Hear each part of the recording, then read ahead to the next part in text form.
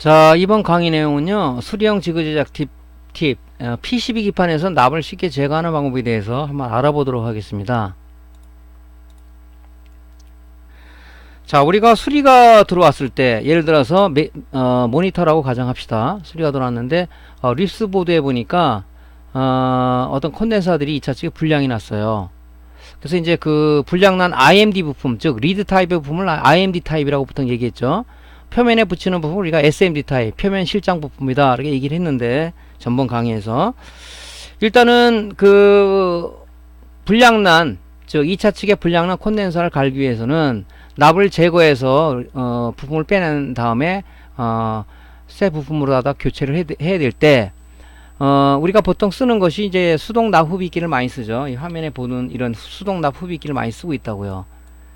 이걸 쓰다 보니까 보통 3년 이상 된 제품들 같은 경우는 PCB에 납땜되어 있는 부분이 산화가 돼서 잘 안 떨어져요. 안 떨어지는 경우가 많습니다. 또 예전에는 이제 유연납을 썼는데 이제 요즘은 거의 무연납을 쓰죠. 그러다 보니까 융점, 녹는 점이 더 높아요. 유연납은 제가 뭐라 그랬죠? 유연납은 납성분이 주로 주 성분으로 되어 있는 거고, 무연납은 납성분이 없어요. 주석 성분으로 되어 있어요. 그러다 보니까 납보다는 주석이 융점이 30도에서 40도가 높습니다. 그래서 우리가 온도를 예전에 유연납 쓰는 거에 비해서 30, 40도 올려서 디솔더링에 납이 잘 떨어진다는 거죠. 근데 무연납을 쓰는 것도 뭐 문제가 되지만은 이제 오래되면 납이 이제 산화가 돼서 잘 안 떨어집니다. 그래서 초보 수리자들이 이제 그 부품을 뛸 때 안 떨어지니까 뭐 여러 가지 방법을 써서 패턴을 망가뜨리는 막 그런 경우, 또 이제 모니터의 리스보드에 보면은 폴리수지 기판에서 단면 기판으로 돼 있죠. 걔가 약해요. 왜냐면 이제 폴리수지 기판 같은 거는 크라프트지에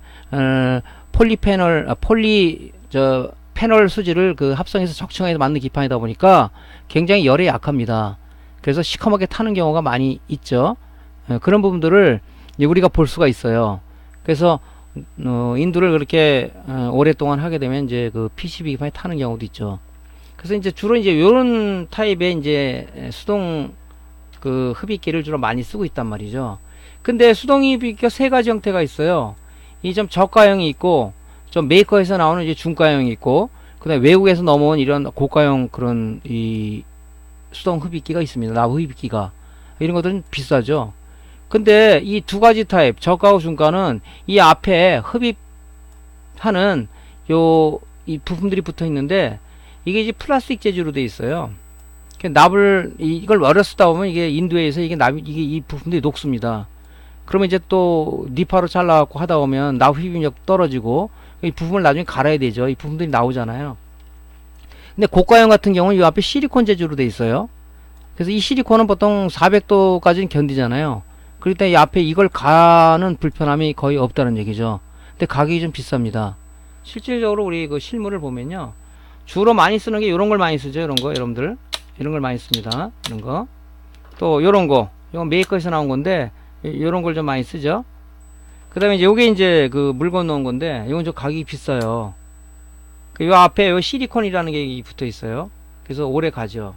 요런 저 실리콘, 이런 부품들이 나와요. 이런 것들. 잘라서, 요 크기가 짧으면 적당한 크기로 잘라서 앞에 끼면 되는 거죠. 착탈식이니까. 그래서 또 장점이 뭐냐면, 이 한 손에 들어와요. 저는 손이 작은 편인데, 한 손에 들어옵니다. 쓰기가 상당히 좋습니다, 이게. 가격이 비싸서 그렇지.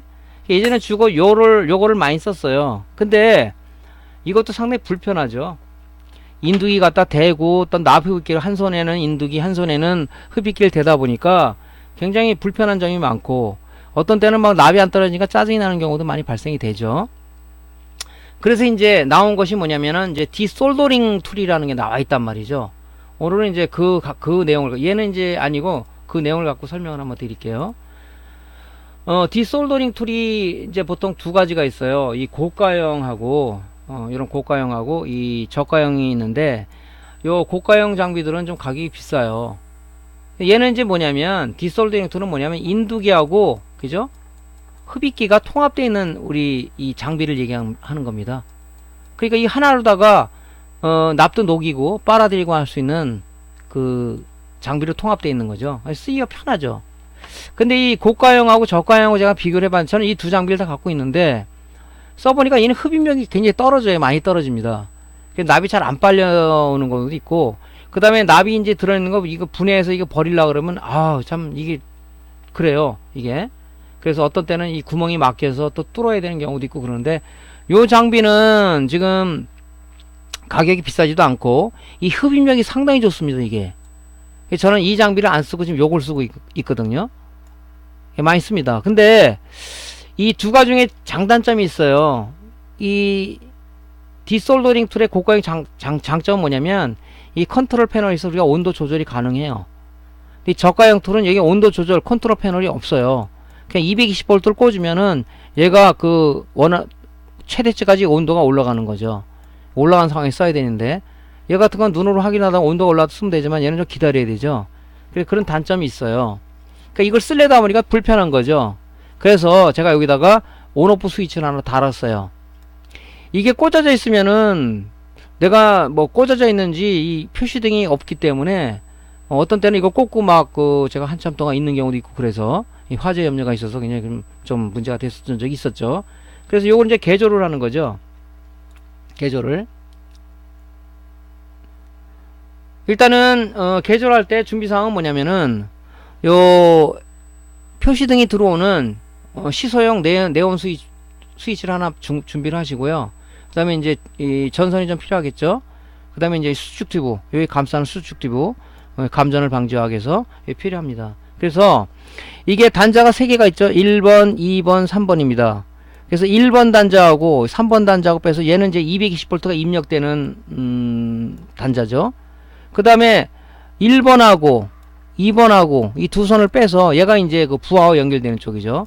쉽게 말하면 뭐냐면 이 디솔더링 장비 쪽에 220V가 바로 꽂게끔 돼 있었죠. 이렇게 이 플러그를 쉽게 여기서 자르는 겁니다.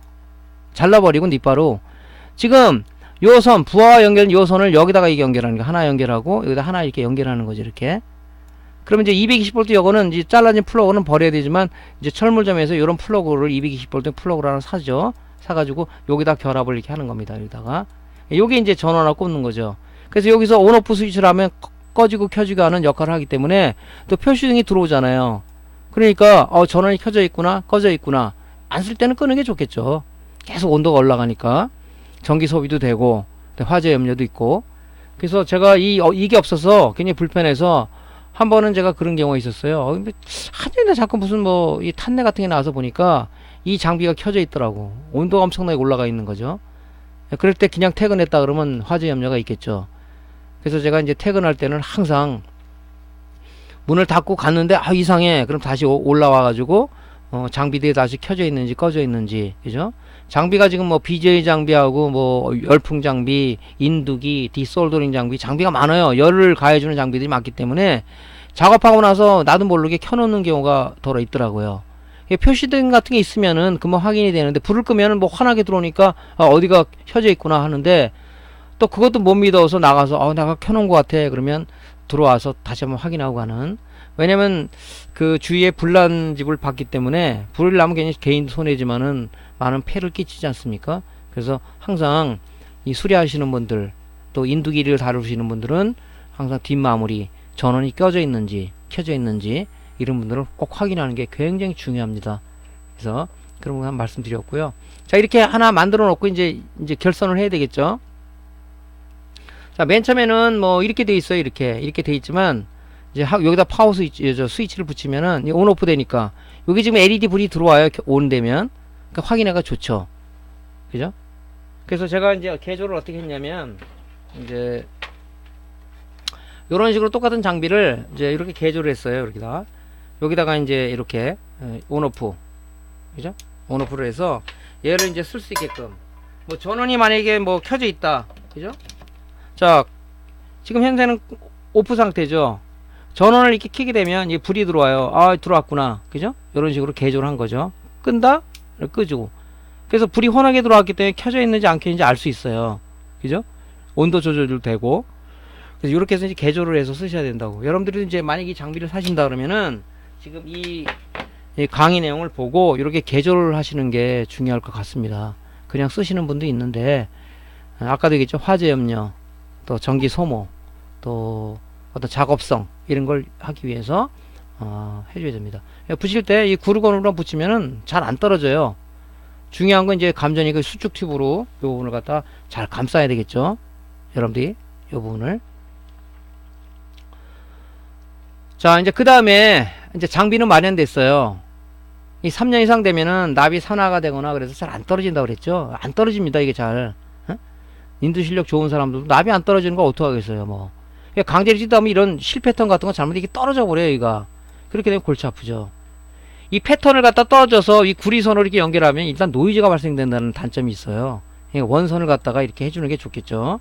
자, 그러면 여러분들 지금 아마 수리하시는 분들은 다 젤프락스를 하나 갖고 있을 거예요.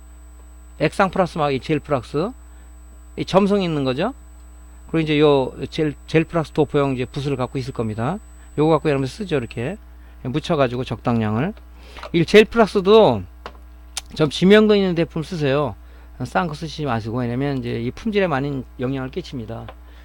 뭐 어느 제품이라 얘기하는데 뭐 알파 표시되어 있는 그 제품을 쓰세요. 자, 그러면 이제 이렇게 여기다가 이제 도포를 이렇게 했어요. 여기다가 도포를. 여기다가 지금 내가 뭐 콘덴사를 띄려고 그런다 그러면 여기다가 젤프락스를 많이 또 묻히면 안 되니까 적당량을 묻히세요. 왜냐면 많이 묻히게 되면 이게 젤프락스 타가지고 연기가 많이 올라옵니다. 이제 환기시설 꼭 하느라고 그랬죠. 저는 환기시설이 있기 때문에 괜찮지만 다른 분들은 또 코로 또 마시면은 건강상 안 좋습니다. 그러니까 요 부분에다가 이렇게 젤프락스 적당량을 도포를 하세요. 하다 보면 요령이 또 생깁니다, 이게. 그래서 이제 그 온도가 적당히 다른 이 디솔더링 장비로다 납을 빨아들이면 아주 막 기가 막히게 빨립니다. 저 같은 경우는 이제 AD 보드나 뭐 립스 보드나 또 메인보드 수리할 때 주로 이제 이 장비를 이용해서 많이 씁니다. 아까 고가 장비에 비해서 아주 흡입력이 너무 좋더라고요. 그래서 예전에는 이거 없을 때는 그 납 흡입기로다가 뛸려니까 팔도 아프고 또 매번 또 작업을 해야 되고 안 떨어지면 또 납을 또 입혀서 또 납 흡입기를 빨아들이고 정말 굉장히 힘들더라고요. 한 개가 들어오면 모르는데 10대가 동시에 들어왔어. 그죠? 그렇다 그러면 여러분들이 작업할 때 작업성 좋은 거, 작업 공수가 좀 좋은 걸로다가 사용해야 되겠죠. 가격도 뭐 비싸진 않아요. 그래서 이렇게 쓰시면 됩니다. 자, 실질적으로 한번 뛰는 걸 한번 제가 보여드릴게요. 실제로 뛰는 거. 자, 디솔더링 작업을 좀 하는 거예요. 립스보드에 그 소티키 다이오드하고 콘덴서가 문제가 돼서 지금 이 뛰는 작업입니다. 자, 젤프락스를 적당하게 이렇게 발라주세요. 자, 발라주시고 이제 디솔더링 장비로다가 이제 납을 제거하는 거죠.